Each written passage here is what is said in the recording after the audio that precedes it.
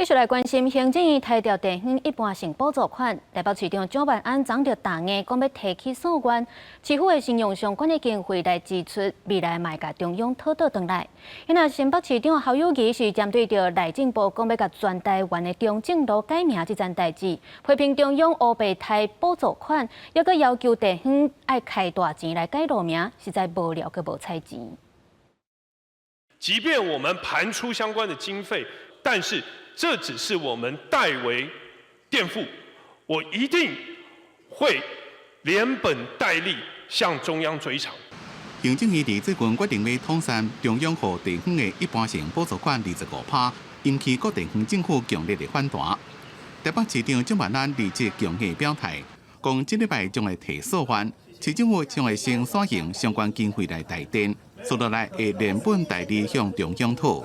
一般性补助，蒋市长说连本带利讨回来，这样子要怎么补？谢谢。那这怎么跟地方政府沟通吗？会请他们来开院会吗？谢谢。尊重各个地方政府他们所做的任何的作为，如果时间能够倒转，蓝白不要恶砍恶删预算，今天不会有被迫地方补助款暂时无法播放这一个困境。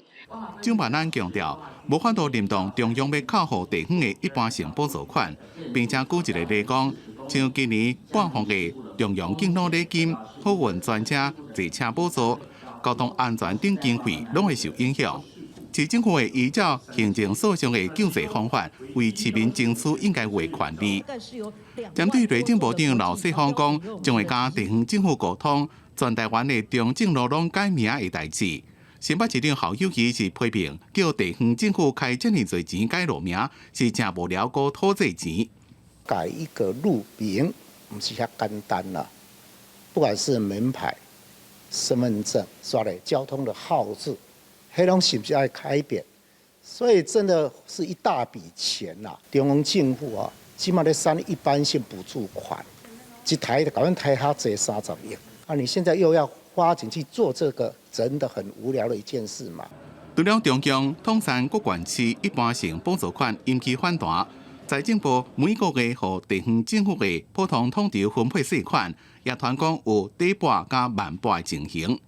财政部表示，因为税收低扣，再加上报税延后，致使今年顶半年统筹税款资金的水位有较低。